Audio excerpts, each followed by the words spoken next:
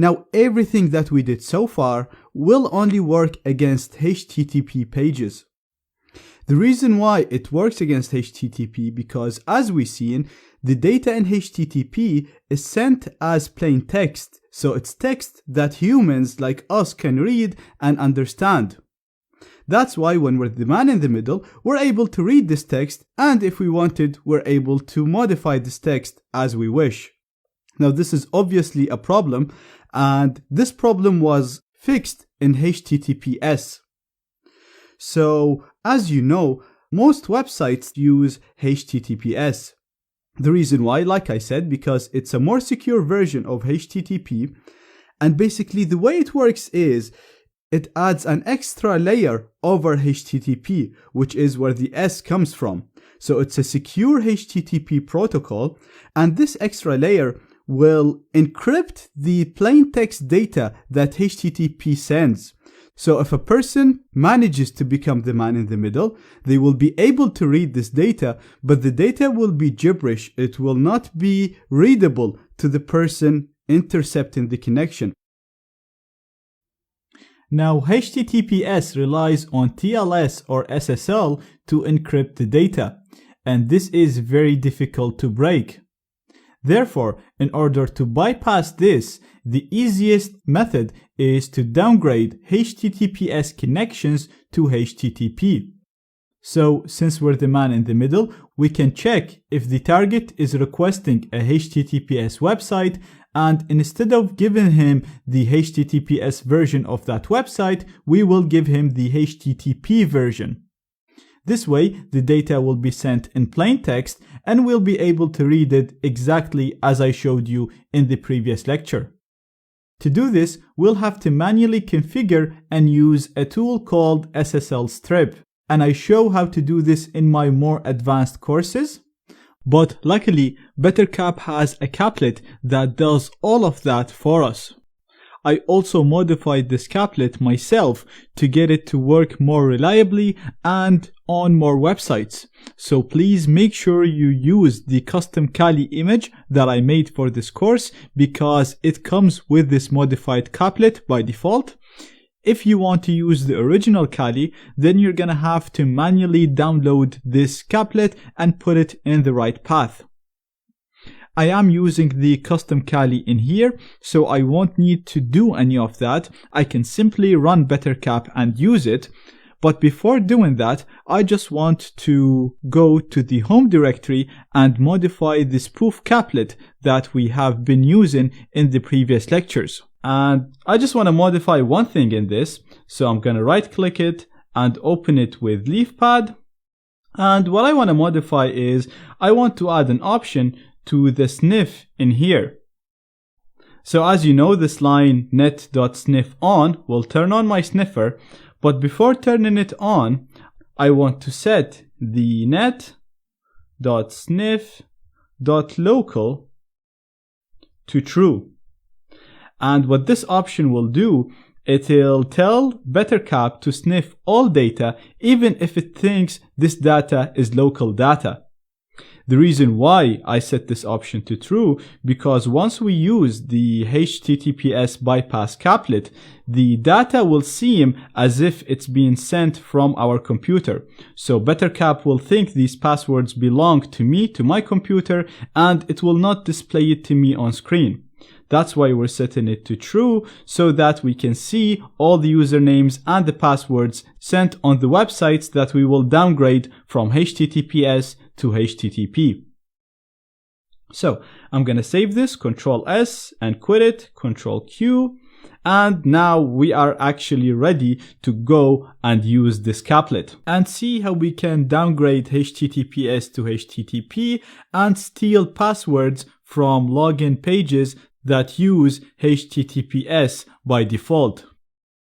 So I'm going to go to my terminal and I'm going to use BetterCap exactly as I've been using it before. So we're doing BetterCap, the name of the program. We're giving it our interface after the iFace argument. We're using the caplet argument to specify a caplet to run as soon as we run the program. And we're running the spoof couplet, the one that we built in the previous lecture, that'll run the ARP spoofing command and run the sniffer for us. So I'm gonna hit enter. And as you can see, everything got executed as expected. If we do help, we'll see all the running modules, and we have the ARP spoof and the sniffer running with the recon and with the probe. So this is exactly what we wanted from our couplet. So first of all, the HSTS bypass couplet is one of many couplets that BetterCap comes with. If you want to list all of these couplets, you can do couplets.show, and as you can see, you'll get a list of all of the couplets that you have and their location on the system. Now, the couplet that we want to run is the HSTS hijack couplet, this one right here. And to run any of these couplets, all you have to do is literally just type its name.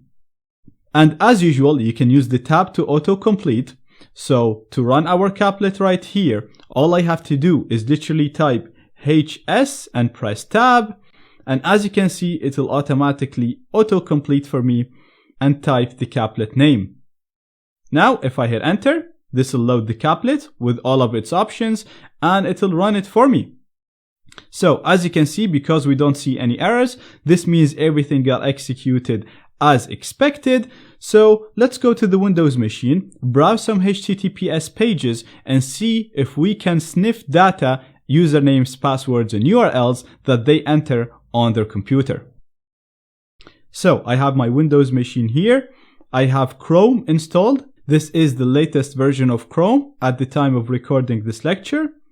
A really good idea before trying all of these things is to remove your browsing data, because the websites that we're going to try to access might be cached and they might be just loaded from your cache.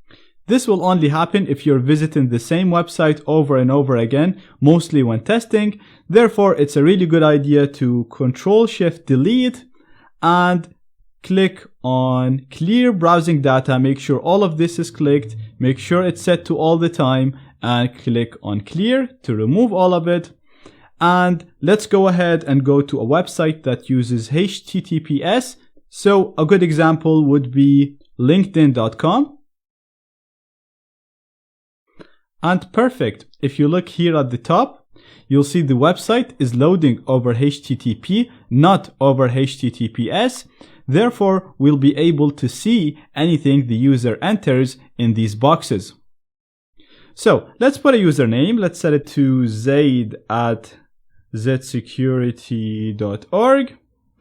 And I'll put a password as 12345678890. It doesn't really matter. You can use any password. And I'm going to hit enter to log in. This is wrong, so obviously we're getting an error message.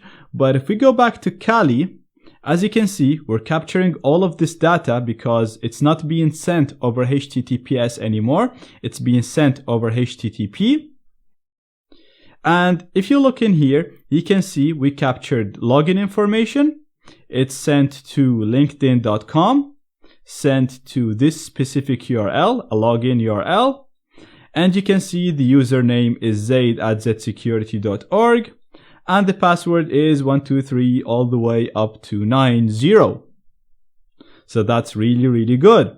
Let's go ahead and test another HTTPS website. Let's go to stackoverflow.com. Again, you can see on top, it's loading over HTTP, not HTTPS. So I'm going to click on login. And again, I'm going to put my email, zaid@zsecurity.org, and we'll put a password as 12345678890. Hit enter. And let's go to the Kali machine again. Scroll down this time because we're stuck on top. And perfect. You can see we have a post request in here. It's sent to this specific URL. Again, you can see login in the URL. You can see the website itself, stackoverflow.com. And if we scroll down a little bit more, we can see that the username is zaid@zsecurity.org. And the password, again, 123 all the way up to 90. So that is really good. Now we can downgrade any HTTPS connection to HTTP as long as the target website uses HTTPS, not HSTS. So this method will work against pretty much all websites that use HTTPS, except for the really popular websites such as Facebook, Twitter, and so on. So let me show you a quick example. If I go here and try to go to facebook.com, you'll see that the website got loaded over HTTPS, not over HTTP, even though we configured our couplet correctly, and even though we're able to downgrade HTTPS connections on a lot of websites such as LinkedIn and Stack Overflow. This is happening because Facebook is using HSTS, which is a little bit trickier to bypass. In the next lecture, we'll talk more about what HSTS is, why it's tricky to bypass, and how to partially bypass it and still get usernames and passwords from the websites that implement it, such as Facebook, Twitter, and so on.